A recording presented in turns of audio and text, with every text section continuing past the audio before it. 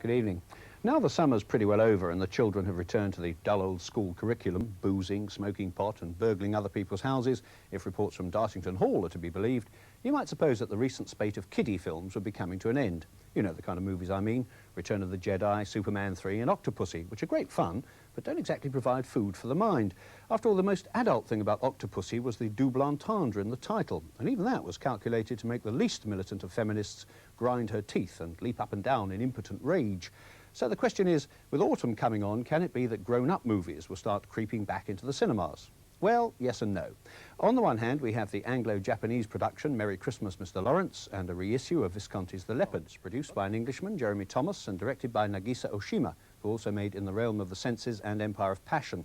It's based on Lawrence van der Post's story, The Seed and the Sower, and it's set in 1942 in a Japanese prisoner of war camp in Java, an unlikely setting to be sure in which to find David Bowie.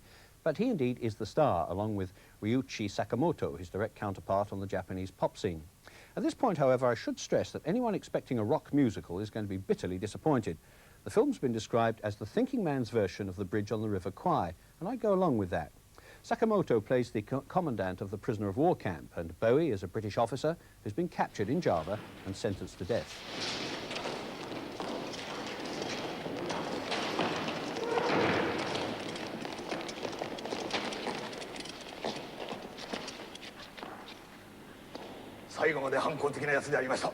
You have been found guilty on all charges.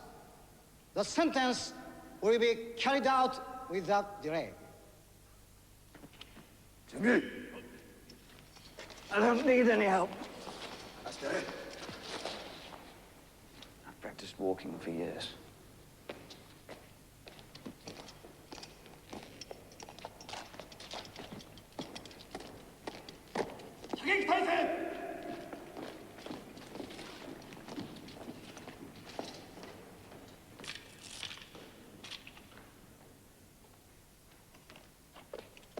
I don't need that. The blindfold is for the firing squad, so they don't look into your eyes as you die. Yosh, そのままにしてやれ。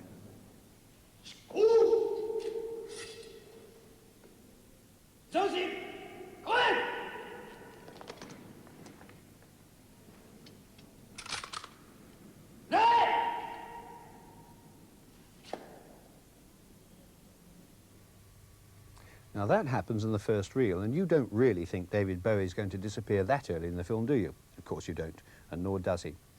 The underlying themes of the film, violence and death, honour, obedience, love, are familiar from Nagisa Oshima's earlier work. Here they take the form of a cultural and ideological clash between Sakamoto and Bowie, two men whose views are totally opposed, but between whom there exists a curious, reluctant fascination.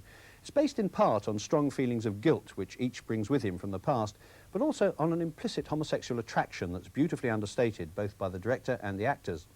Around the two main characters revolve Tom Conti as a Japanese-speaking British officer, Takeshi, who in fact is Japan's most popular comedian, as a sergeant who's capable of great cruelty and also of kindness and humour, and Jack Thompson as the senior British officer, a coarser, less sensitive version of the Alec Guinness character in Bridge on the River Kwai.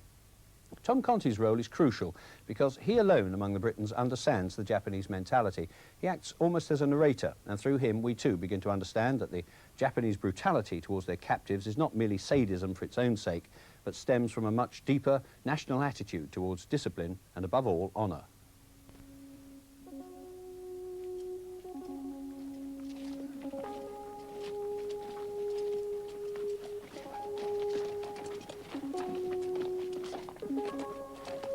Yes, sir. Lawrence, this armaments thing, I think we could string it out for quite some time, don't you? Huh? I mean, young Tojo never noticed the difference. What do you think? Well? They're not fools, you know, sir. The Japanese. John, they know how badly the war's going for them. A couple of months, it could all be over. Then why not try and stay alive for a couple of months? Sir, I know these people. I wish you'd be guided by my knowledge. I know these people, too. They're the enemy. And you're a British soldier. Apropos of your 2 months, You know, they once beat the Russians. Oh, really?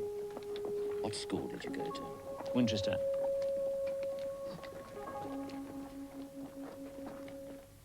It's also Mr. Conti who delivers the basic message of the film, that we are all, Oriental or Occidental, the victims of leaders who always think they're right and in so thinking are always wrong. Merry Christmas, Mr. Lawrence has received a mild savaging from some of the other critics, and I find that astonishing. Admittedly, the structure of the film is quite seriously flawed by a number of unnecessary flashback sequences, but for the most part of the time, the tension in the prison camp scenes is brilliantly achieved. It's a most absorbing picture of that rare kind that you talk about for weeks after you've seen it. Most of the performances are first-rate, and in particular, David Bowie has improved enormously as an actor since The Man Who Fell to Earth. And by the way, one of the many good things about the picture is the music, which was composed by Sakamoto, who, as I mentioned, is a pretty big deal on the Japanese pop scene. And of course, David Bowie has some slight reputation hereabouts as a rock star. This, in fact, is his fourth serious film role, and he provides the inspiration, if you like, for this month's competition. There follows